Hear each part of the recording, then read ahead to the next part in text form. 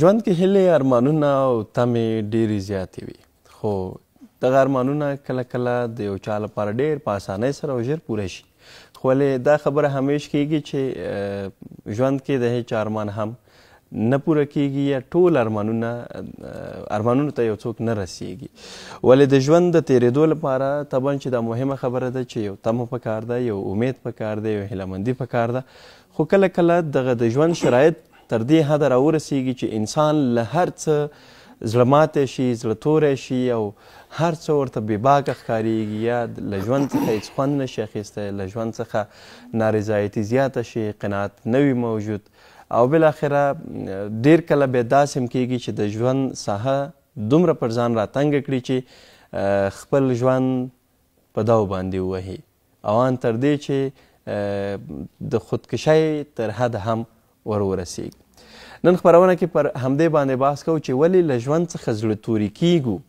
یا ولې له ژوند څخه دومره ډېر ناامیده شو چې ژوند راته بېمعنا شي یا ژوند څخه هېڅ خوند نشو اخیستی لذت ترې نشو اخیستی په ژوند کې هغسې پرمختګ هم نه وي هغسې لاسته راوړنې هم نه وي قدرمن لیدونکو په دې برخه کې پر همدې موضوع باندې بحث کوو له رواني اړخه هم څیړو چې دغه موضوع کې او دغه بحث چې څنګه بیرته ژوند ته راوګرځېږو نو ټولنیز فعال ښاغلي بشیر دریځ سره پرې بحث کوو دریځ صاحب سړي مو شب خیر راغلی ډېره مننه خوشحاله اوسئ په دې هیله چې یو ښه سهار به مو پیل کړی وي او ښه ژوند به ولرئ کور ودان ډېره مننه دریځ صاحب که څه هم کله کله انسان ځان ته یو کاذب ډاډ هم ورکوي چې ژوند کې سختې شته مشکلات شته مبارزه به کوو خو ولې دغه ډاډ هم کله تر دې حده ورسیږي چې له ژوند څخه چې کومې تمې دي کومې هیلې دي کوم ارمانونه دي نه پوره کیږي یا هغه څه ته رسېدنه نه کیږي ولې موږ له ژوند دومره مایوسه شو یا ولې دومره زړه توري شو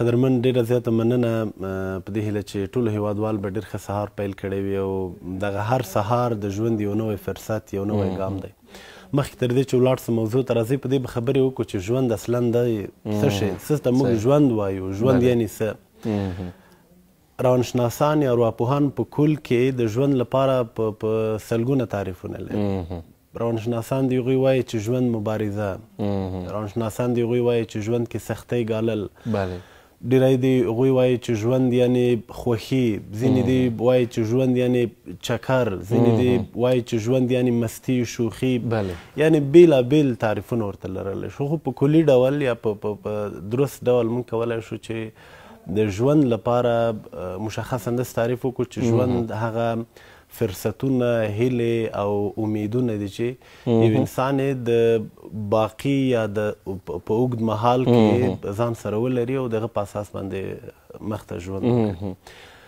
معمولا کله چې موږ له ژوند څخه د زړه توري موضوع یادوو دا ځان سره خپل لاملونه یا دلیلونه لري چې موږ کولی شو دغه دلیل یا لامل په اساس باندې ووایو چې انسان له ژوند څخه زړه توری دی دا په فطرتي ډول د انسان په وجود کې نه وي چې دغه انسان له ژوند څخه زړه تور سي ځینې موقع یا ځینې خبرې یا ځینې کلمې د دې دلیل کېږي چې هغه ته دا ذهنیت ورکوي چې ته باید له ژوند څخه زړه توری کړي مثلا یو څوک د چا خوښیږي خو کله چې هغه له ده څخه فاصله اخلي دی په دې فکر کوي چې یاره نور زما له ژوند څخه زړه تور شو دلیل دا ده چې ده ځان کس پورې تړلی ده نو کله چې دی له هغه څخه فاصله اخلي دی په دې فکر ده چې زما ژوند نور پای ته ورسېد در حال کې دا ژوند نه ده دا د ژوند یوه برخه ده که چیرې دا نه وي یو بل فرصت که دا نه وي یو بل فرصت زموږ تر ټولو عمده دلیل دا دی چې ډېری وخت ناهیلي کیږو یا له ژوند څخه مو زړه تورېږي چې موږ په یو ځانګړي څه پورې ځان تړو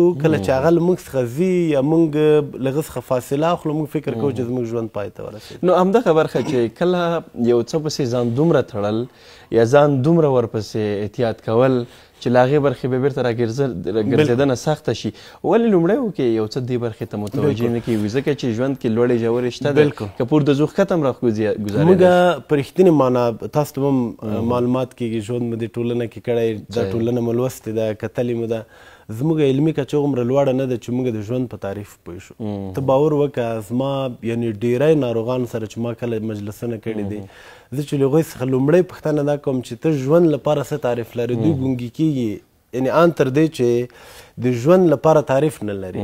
کله چې زه د نه د مور په اړه باندې پوښتنه کوم چې ته له مور نه څه تعریف لرې، ته له پلاره څه تعریف لرې، ته له ټولنې څه تعریف لرې، ته له کلي څه تعریف لرې، زموږ ډېری کسان دې دپاره تعریف نه لري. بیا پاتې شوه دا چې موږ ژوند لپاره تعریف ولرو. زموږ انسانان یا زموږ د ټولنې وګړي یوازې په دې فکر دي کله چې یو انسان نړۍ ته راځي او بیرته ځي، دغه محدوده ساحه چې ده دا ژوند ده. په دې کې که سختې ګالې که سختۍ ګالې، باید سهار نه جګ سي، تر ماښامه کار وکړي، ماښام کور ته یو مړۍ ډوډۍ وسیوي، داسې او سهار بیا راجګ شي، دې ته موږ ژوند وایو. تر حاله کې موږ د ژوند لپاره تعریف نه ده کړی. موږ له ژوند څخه معلومات نه لرو چې ژوند څه ته وایي. یو کس یو ورځ په ټولنیزه رسنۍ کې لیکلي و چې که چیرې موږ غواړو چې خوښ یا خوشحاله ژوند ولرو، یا ټک و ټوک پکې نه وي، امن وي، امنیت وي، کراري وي، نو بیا د نړۍ تر ټولو ښه امنیت، ښه کراري، ښه ارامتیا، ښه ژوند، ښه راحت هغه په هدیره کې ده. نه جنګ شته پکې، نه ټک شته پکې، نه ټوک شته پکې، نه هغه موږ تاسو په اصطلاح تربوران شته پکې، نه وهل ټکول شته، سهار نه تر ماښام پورې پراته وي، نه کار شته پکې، نه خوړل شته، نه روزګار شته. نو کله چې موږ تاسو د مرګ او ژوند ترمنځ توپیر کوو، له دغه ځایه باید توپیر وکړو. نو هدیره آرامش او د موږ تاسو انساني ژوند باید دومره لوړې ټیټې ولري چې موږ ورسره پرتلې حد اقل مقایسه وکړو. بله، نو دریځ صاحب همدغه بحث چې د ژوند لپاره که تعریف بحث کوو، وایو چې ژوند ازمایښت دی، ژوند د لوړو ژورو کیسه ده، ژوند د یو بل د حال احوال برخه ده، د ټولنیزو اړیکو او د روابطو پالنه ده، او کیدای شي د ځینو لپاره ژوند یوازې امکانات وي، یوازې مادیات وي، معنویاتو برخه کې ډېر نه وي. که پوښتنه ترې وکړي ژوند لپاره تعریف څه دی، نو ټولې نیمګړتیاوې او ناهیلۍ خپلې مخې ته دروي، ځکه خو تعریف ورته نه لري. نو موږ ټول باید د ژوند لپاره بیا کم تعریف ځان ته غوره کړو چې کله وایو چې لوړې ژورې شته، ازمایښت دی، امتحان دی، هم دنیوي برخه ده، هم اخروي برخه ده، څه ډول تعریف ځان ته ما په پیل کې د موضوع باندې بحث وکړ، یعنې هغه د ژوند تعریف مې وویل چې موږ د ژوند د هر ډول لوړو ژورو خوښیو، هیلو، امیدونو او د یو وړه فرصت څخه د ګټې اخیستنې دې ته موږ ژوند ویلی شو. کیدای شي ډېر وړوکی فرصت وي، ډېره کمه موقع وي.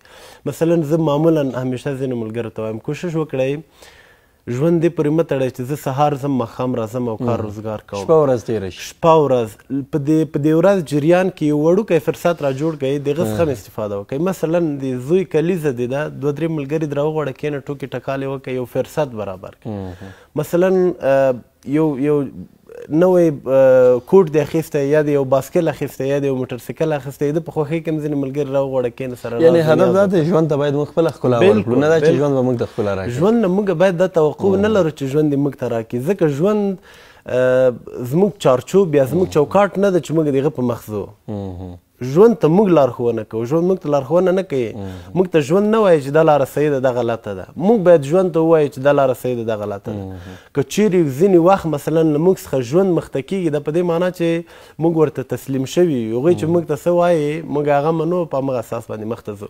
بله، ښه دا ده چې دغه د زړه توري په اړه باندې هم ځینې لاملونه یا عوامل ووایو چې هغه حد اقل هغه اساساتو باندې زموږ هېوادوال پوه شي. ډېری هغه انسانان چې له ژوند څخه ناهیلي دي، یا زړه توري دي، یا خفه دي، یا ناامیده ځینې دلیل یا لاملونه لري چې په هغه اساس باندې موږ کولی شو، په دغه اساساتو په اساس موږ کولی شو وایو چې دغه انسان ځکه یا په دغه اساس باندې له ژوند څخه زړه توری ده. که چیرې دغه اساس نه وي نو دا په دې معنا چې دا له ژوند څخه نه زړه توری کېږي. لومړی سیده ګناه او تجاوز. معمولا هغه انسانان چې هغه د بل انسان په حق کې تجاوز کوي، د بل انسان حق خوري، د بل انسان په حق باندې تیری کوي، او یا هم ګناه هم دغه ګناه ده چې یو کس د بل انسان هغه له ازادي څخه استفاده کوي، معمولا دغه انسانان ځان راحت نه احساسوي، ځکه د ژوند یو غټ اصول چې هغه د انسان فردي ازادي دغه تر پښو لاندې کړله. نو دلیل اساس هم دغه ده چې موږ ډېری وخت له ژوند څخه زړه توري کېږو.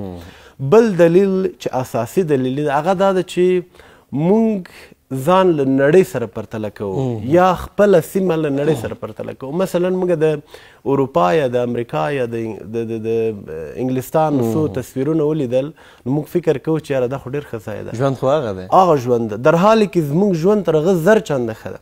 باور وکړئ، یعنې زه خپله د سکون په لحاظ چې هغې کې سکون نشته، له هر پلوه ځکه وغواړم چې ژوند وکړم ماته په خپل وطن کې ډېر فرصتونه مهیا دي. باور وکړه ځینې وخت زه ملګرو ته وایم ماښام صاحب ته چې راځئ لږ به د سیند تر غاړې کښېنو او فرش به هوار کړو خپل ژوند نه به خوند واخلو. یعنې یو فرصت برابرو. موږ ځان له دې سره نه پرتله کوو در حال کې همدغه زندگی چې دلته هم همدا زندگی قرار لري. یوازې هلته لږ تصویرونه دي لږ مادي پلو باندې موږ فکر کوو چې ډېر ښه در حال کې دلته 100 افغانۍ دلته 100 ډالره دي. دلته که ته یو ګیلاس چای په 10 افغانۍ څښې هلته په 10 ډالره څښې. دا په دې معنا نه چې موږ پرتله وکړو د هغه 10 ډالره له دې ځای سره پرتله کړو. معمولا ډېری وخت دغه ځان له نړۍ سره پرتله کول یا د نړۍ هېوادو سره ځان پرتله کول دا هم یو له اساسي لاملونو د ژوند د زړه تورۍ څخه کېږي. تر څنګ زموږ عملي نیمګړتیاوې ځینې نیمګړتیاوې دي چې موږ په عملونو کې شتون نه لري. مثلا باید زه د ځان د خوښۍ لپاره په اونۍ کې یوه ورځ حد اقل ځان ته ځانګړی کړم چې هغه کې چکر ووایم صحیح شو هغه عمل نه ترسره کوو. زه باید حد اقل په 2 ورځو کې یو ځل مور سره اړیکه ونیسم څه نه یې کوو.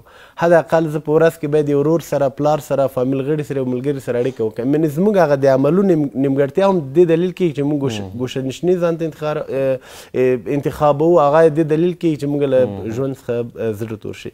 د دې تر څنګ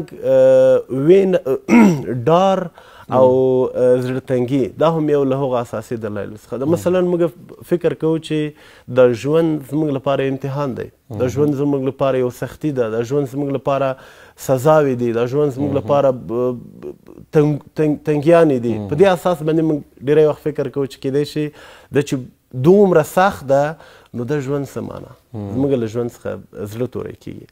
دغسې له نورو انسانانو سره ځان پرتله کول. مثلا تاسو یو موټر لرئ زه نه لرم نو زه خپله ځان سره دلته ځان خورم چې دا سړی ولې لري او زه نه لرم ما سره ولې نشته صحیح. خو دلته موږ هغه کومې مقایسې یا کوم اساسات چې د هغه په پام کې نه نیسو چې مثلا تا کومه خواري کړې ده، تا څومره سختیانې په ځان تېرې کړي دي، سختې ورځې یې تېرې کړي، کار دې کړی، روزګار دې کړی، موټر ترلاسه کړی. خو زه چې قرار په کور ناست یم او دا تمه لرم. هغه وخت کې زه ځان تا سره پرتله کولی سم چې د اقل ستا په اساس یا ستا په څیر باندې خو که 100% کار نه سم کولی 50% خو مې کار کړی که بیا زه د یو موټرسایکل تمه هم ولرم ستونزه نشته. زموږ ډېری وخت د انسانانو سره پرتله کول مثلا یو کس 100,000 معاش اخلي، یو کس 15,000 معاش اخلي، زما معاش 10,000 روپۍ ده. خو زه معمولا چې ځان پرتله کوم دغه 15,000 والا سره نه پرتله کوم، د 20,000 والا سره پرتله کوم چې دا ماته ناهیلي یا هم ناامیدي راکوي. ولې ځان ښکته نه ګورو؟ بالکل ټیټ نه ګورو. هر وخت حدیث شریف هم داسې ده، هر وخت که تاسو غواړئ چې له ژوند څخه خوند واخلئ له ځانه ټیټ خلک وګورئ. مثلا لاس هم جوړ ده، پښه هم جوړه ده، وجود هم جوړ ده. موږ د دې شکرګزاري نه کوو. موږ که غواړو چې د خپل لاس په ارزښت پوه شو هغه کس وګورو چې هغه معیوبه ده. که غواړو د خپل سترګې په ارزښت پوه شو هغه انسان وګورو چې هغه سترګه نه لري. که غواړو د خپلو غوږونو په ارزښت وپوهېږو هغه انسانان وګورو چې هغوی غوږونه نه لري یا هم کاڼه دي. دغسې که غواړو د پښو په ارزښت خو موږ برعکس موږ هغه انسانان نه ګورو، هغه انسانان ګورو چې هغه تر موږ څخه په بره کټګوري کې دي. د دې تر څنګ دلیلونه لاملونه خو ډېر زیات دي. یو تر ټولو عمده لامل چې د هغه منفي ګرایي یا هم منفي افکار دي چې تر ټولو خشن یا هغه د زړه توري کېدو تر ټولو اساسي لامل ده کېدلی شي. او همدغه لامل د دې دلیل کېدی شي چې انسان تر خودکشۍ یا هم ځان وژنې پورې ورسېږي. منفي فکر په هر څه کې خو لټول دومره غټ میز ده، په دې کې زه نه د ګلان ګورم نه صفایي ګورم، بس یوازې یو ټکی پکې ده چټل د دغه ته زما سترګه ده چې دا ولې چټل ده، در حاله کې زه د ټول میز ښکلا نه ګورم. دغه منفي ګرایي یا دغه منفي فکرونه دې دلیل کېږي چې موږ د ژوند لپاره بهانې ولټوو. نو همدغه څه چې یو د رنګین ژوند تر شا چې کومې هغه غمجنې کیسې دي هغې ته هم نه ګورو، بالکل یوازې راته ظاهري بڼه ښکارېږي. بل دا چې مثلا دا د منفي ذهنیت برخه چې مثلا 100 کې 1% ته ګورو 99% ته نه ګورو که نه. دا ذهنونه مو ولې تر دې حده راوښتي دي یا تر دې حده را جوړ شوي دي چې 1% راته ښکاري خو 99% چې د دې څوچنده برخه دغه راته نه ښکاري. دا ده چې زموږ او ستاسې ټولنه سازګاري همداسې شوې ده. ته راسه ده اوس زما او ستا کور یو ماشوم پکې یو کلن 2 کلن ده، له دغه ځایه موږ دغه ماشوم ته منفي فکر ورکوو. ته نشې کولی د ستا له وسه نه ده پوره، ګیلاس مه اخله، چپه بې کې، وبه سوځېږې، راوبلوېږې، مه خېژه. یعنې له دغه ځایه موږ ماشوم ته منفي فکرونه ورکوو، له دغه ځایه موږ د ناتواني فکر ورکوو. یو ماشوم ته وایي چې ته نسې کولی در حالی کې نور نړۍ چې پرمختللې دی یا مخته ځي دلیل یې دا وي چې له وړکوالي نه یو ماشوم ته روحیه ورکوي. تر ټولو اساسي لامل یې کورنۍ ده. تر کورنۍ ور بیرون بیا ټولنه ده. زموږ او ستاسې ټولنه تر ډېره پورې له بده مرغه منفي شوې ده او دا د دې دلیل کېږي چې زموږ ژوند یا ذهنیت یا فکر منفي شي. او دې تر څنګ بل اساسي دلیل چې زه همیشه وایم هغه زموږ او ستاسو بې علمي ده له بده مرغه. موږ که چیرې زما پلار که لږ هم علم ولري زما ټولنه زما کورنۍ نه منفي کېږي. که زه لږ تعلیم هم ولرم زما ماشومان نه منفي ګرایه کېږي. که مور لږ تعلیم ولري مور درس ویلی مور پوهه وي پلار پوه وي کورنۍ غړي نور پوه وي په هیڅ صورت هم یو انسان نشي کولی چې هغه د منفي فکرونو ته ولاړ سي. یو بل دلیل یې دا هغه د شهوت ده یا هم شهوت پرستۍ ده چې له بده مرغه ډېری وخت موږ یو څوک خوښېږي یو نجلۍ هم خوښېږي نو په دې اساس باندې موږ وایو چې دې ته ونه رسېږو نو موږ له ژوند څخه زړه تورې شو. یا دې ته ورته نور هم دغسې لاملونه یا دلیلونه شته ده چې موږ یې کولی شو د زړه تورۍ لپاره اساسي یا هغه مهمې نکتې. بله همدغه بحث چې خواهشاتو ته نه رسېدنه یا د ارمانونو نیمګړي پاتې کېدل انسان او یا په عموم کې خلک فکر کوي چې نو بس ژوند راته بې معنا شولو ځکه اهدافو ته ونه رسېدو دې تر څنګ ورسره څنګ کې د مادیات د ژوند برخه موږ ګڼو چې دا ضرورت ده د ژوند لپاره. نو کله چې دا د مادیاتو فیصدي او برخه هم ډېره زیاته راټیټه شي فکر نه کوي رښتیا هم بیا سړی او انسان ځان ته کاذب ډاډ نور نشي ورکولی مجبوریږي چې تر دغه حده ورسېږي. باور وکړئ تاسو ته معلومات څه وایي یو کس میلیاردر ده خو زما تر تا ډېر خفه ده. یو کس میلیاردرونه پیسې لري هستي لري دنیا ورسره ده خو بیا هم زړه خفه ده بیا هم له ژوند څخه نه ده خوشحاله. ښه زه به پیسې نه لرم خفه به یم ته چې میلیاردونه لرې ته ولې خفه یې؟ یعنی هدف دا ده چې په ژوند کې د هیڅ انسان ارمان نه پوره کیدونکی ده د هیڅ انسان هیلې نه پوره کیدونکي دي د هیڅ انسان خواهشات نه پوره کیدونکي دي. زه ته دغلته راځو کار کوم صحیح ده د میاشتې 10,000 افغانۍ معاش راکوي.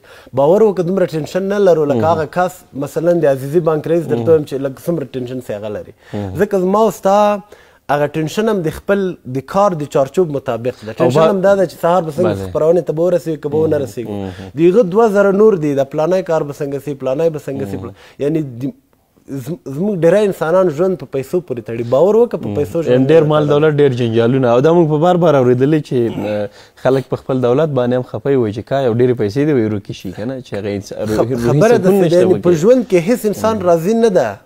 وخت چې داسې یو سلسله کې موږ ژوند کوو نو ولې خپل ځان ته خپله خوښي ورنه کوو ولې خپل ځان خوښ نه کوو. نو په دې خاطر باندې ښه خبره دا ده چې په ځینو حل لارو چارو باندې هم خبرې وکړو کېدای شي تاسو هم وخت کم وي او دغسې ځان لپاره د خوښۍ سببونه هم پیدا کړو. زه همیشه وایم که غواړو ژوند څخه خوند واخلو اسلامي پلوه راځئ په خپل خدای باندې په رښتینې معنا باور پیدا کله چې موږ خپل خدای په رښتینې معنا وپېژنو او په دې باندې وپوهېږو چې زموږ خدای څومره مهربانه ده په زندګي کې هم نه ناامیده کېږو. او ورڅه ورکوونکی اخیستونکی همغه ذات دی. یوازې همدغومره نه ده همدغومره چې موږ په خپل خدای باندې په رښتینې معنا باندې باور ولرو نمایشي نه فرمایشي نه ځان تسلیم کړو د خلکو له مخې نه باور وکړئ په ورځ کې یو وخت په رښتینې معنا له خدای سره کله چې عبادت کوې له خدای سره رابطه ټینګه که ته بیا هغه سکون وګوره چې تا څومره سکون درکوي. د دې تر څنګ په تقدیر باندې چې هغه هم د اسلام یو برخه ده حد اقل ځینې وختونه یا ځینې اساسات په دې باندې هم ځان باوري کړو یا په دې باندې فکر وکړو چې دا کېدای شي زما د ژوند یوه برخه اوسي. د دې تر څنګ په صبر باندې دا هم ډېره مهمه خبره ده. ځینې وخت زموږ له ډېرو سختو حالات سره مخ کېږو نو ښه خبره ده چې موږ د تسکین یا صبر په نوم باندې هم یو څه وپېژنو. خدای ناخواسته زما مور مري دا په دې معنا نه ده چې زه به ستې نور ټول عمر ژاړم نه دا د خدای یو امر خدای را کړی خدای واخیست ژوند دا د ژوند سلسلې دي. پر سبا که خدای ناخواسته زما پلار مري بله ورځ زما نوبت راځي بله ورځ زما د کورنۍ نوبت راځي او یو تر ټولو ټپه هم ده که نه چې مرګی ښه ده پرده پوخ د بده نیستي کې سړی ډېر بدرنګه وي نو دا هم دغسې یو حالت دی. دې تر څنګ زما هیله له ځوانانو څخه دا ده چې کوشش وکړئ لږ د چکر لپاره فرصت برابر کړي. حد اقل هفته کې داسې چکر مه وایئ چې تاسو نورستان ته لاړ شئ، بدخشان ته لاړ شئ، نورو ځایو ته لاړ شئ. د خپل وطن کې د خپل کلي کې که چېرې مو وس کېږي هلته هم لاړ شئ. هغه لا ښه خوند کوي، امکانات وي، کاروبار حد اقل تفریح ولرئ. په دې کور کلي کې واړه واړه فرصتونه برابر کړئ. له کوره ووځئ، د نیم ساعت لپاره خپل مېرمن هم در سره که ماشومان هم در سره که د خوړ په غاړه باندې کښېنئ، د اوبو تر مخې یو وړوکی دیګ هم وکئ، ځان لپاره یو خندا یو شوخي ځان ته برابره کړئ، له ژوند څخه خوند واخلئ. دغه یو تر هغو ټولو مهم اساس کېدلی شي چې موږ کولی شو دې په اساس باندې خپل ژوند خوشحاله کړو. او بل کوشش وکړئ له پرتلو څخه ځان لاس واخلئ. که غواړئ له ژوند څخه خوند واخلئ، پرتلې هېرې کړئ، خپل ځان ته ژوند وکړئ، ځان د نړۍ تر ټولو بهترین انسانان وټاکئ، ځان فکر وکړئ چې تاسو د نړۍ تر ټولو ښه انسانان یې. یوازینی دلیل دا کېدلی شي چې تاسو ځان ته باید خپله خوښۍ فرصتونه برابر په هېڅ کله په چا پورې ځان مه تړئ. خدای دې وکړي د کورنۍ مشر دې وي، ورور دې وي، پلار دې وي، هر څوک دې وي، صحیح د اړتیا په وخت کې همکاري وکړئ، ورسره ویې غواړئ ترې، خو ځان دومره مه پورې تړئ چې سبا خدای ناخواسته بالغ ستاسو له وږي لویږي او تاسو ورسره چپه شئ. ډېره مننه دري صاحب، کور ودان. هیله کومه خدای ورکړی لري. ډېره مننه په دې هیله چې زموږ هېوادوال حد اقل د زموږ خبرې لږ په دقت واوري او ژوند د امیدواري یا هیلهمندي پیدا کړي او له ژونده. ډېره مننه دري صاحب، کور ودان.